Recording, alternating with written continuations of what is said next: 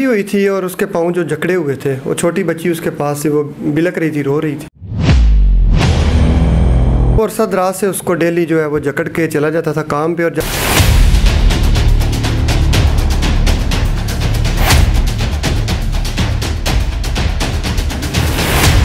नाज़रीन, मियाँ बीवी का रिश्ता एतमाद का होता है। जैसे जैसे वक्त गुजरता है एतमाद बढ़ता चला जाता है। जब औलाद होती है तो शक की कोई गुंजाइश नहीं रहती। लेकिन गुजरात थाना सिविल लाइन के नवाही इलाके सुल्तानपुरा में हुई एक लर्ज़ाखेज़ वारदात, जिसमें एक शोहर जो कि जिसका नाम मज़हर इकबाल, जो शक की बुनियाद पर जब घर से काम पर जाता तो अपनी बीवी को उस हालत में छोड़कर जाता जिसमें शायद जानवर भी ना रखे जाएं। लेकिन जब पता चला इन मामलात का गुजरात पुलिस को, डीपीओ गुजरात बिलखसूस SHO थाना सिविल लाइन इमरान सोई का, तो उन्होंने क्या कुछ किया, वो बंदा कौन है, औरत के साथ क्या होता रहा, वो करती क्या थी, उसका गुनाह क्या था, सब कुछ आपको सुनवाते हैं SHO थाना सिविल लाइन इमरान सोई की जुबानी। अस्सलाम वालेकुम जी। वालेकुम सलाम। सोई साहब, कैसे पता चला आपको इस वक़्त का? 2 बजे का टाइम था, मैं थाने में ही बैठा हुआ था ऑफिस में। एक शख्स आया मेरे पास, इमरान नामी, उसने मुझे इन्फॉर्मेशन दी कि मेरी कज़न की शादी हुई है 7-8 साल कबल।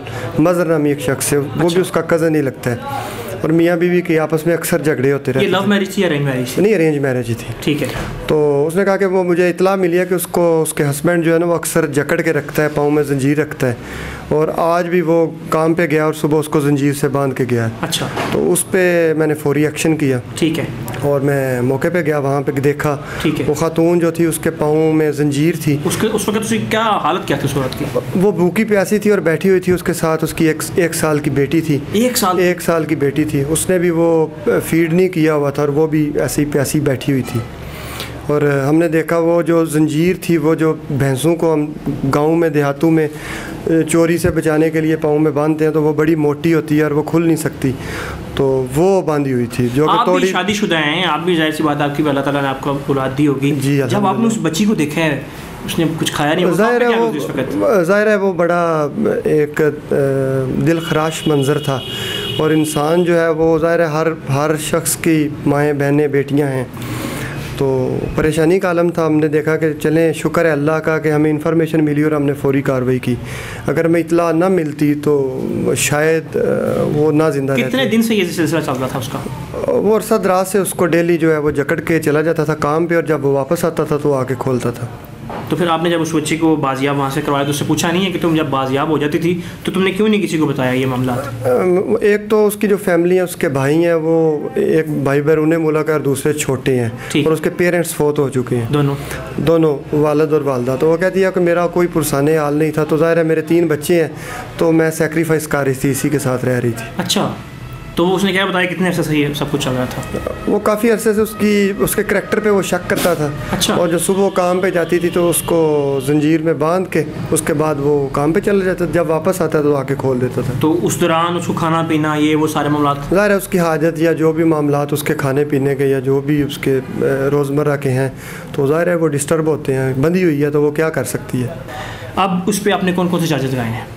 उस पर हमने सबसे पहले उस बच्ची को हमने रेस्क्यू किया, उनको खाना वगैरह दिया, उस बेटी को भी और छोटी उसकी बेटी को भी, और उसके बाद हमने उसको हॉस्पिटल में शिफ्ट किया, वहाँ पे उसका मेडिकल करवाया, और जो नफ्सियात का डॉक्टर है साइकोलॉजिकली उसको चेक करवाया ताकि वो उसको थोड़ी सी काउंसलिंग करे।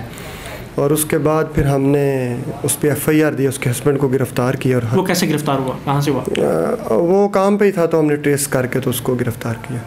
उसने क्या इंकशाफात किया उसमें? उसने ये बताया कि कुछ अर्सा कबल से एक मोबाइल रिकवर हुआ था, लेकिन सिम नहीं थी उसमें, और वो उसने मोबाइल तोड़ा था। इसके किरदार पे वो शक करता था, और वो कहता है कि मैं इसको दिन को जकड़ के तो शाम को। शोहर कह रहा है, खुद कह रहा है। तो आपने उसको कहा नहीं कि तुम्हें शर्मिंदगी नहीं हो रही?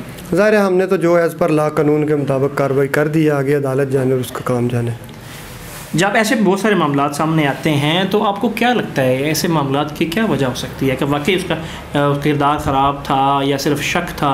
शक में भी इस तरह तो जानवरों के साथ भी शायद नहीं, मल्टीपल रीजंस हो सकती हैं इसमें। बाज़ लोग नफ्सियाती तौर पे इतने मजबूत नहीं होते, या वो अब देखें ना कि मोबाइल हर बंदे की बुनियादी ज़रूरत है। जहाँ जिसने जाना है। तो अगर इसको हम शक की निगाह में देखें तो ज़ाहिर है उसके जहन में, जो उसका शोहर है उसके जहन में मोबाइल रखना एक जुर्म होगा, इसी वजह से उसने उसको जकड़ा हुआ था।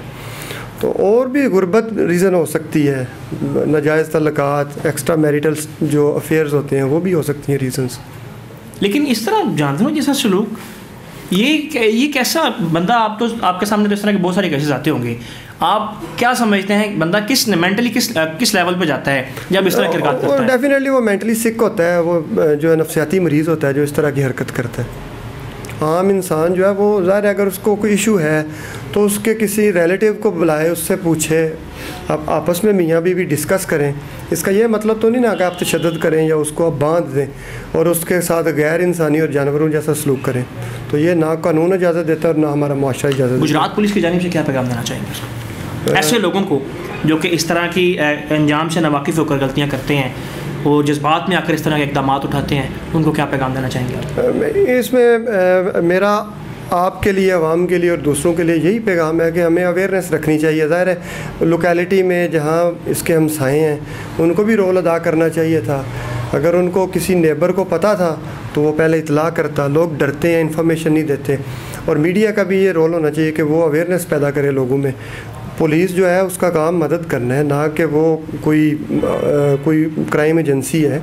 उसका काम जो है वो लोगों की मदद करना है। तो ज़ाहिर है अगर हमें इन्फॉर्मेशन ही नहीं मिली तो हम कैसे कार्रवाई कर सकते हैं। जब आप मौके पे गए तो आपने उस लड़की को इस हाल में देखा है, उसकी क्या हालत थी उस वक़्त?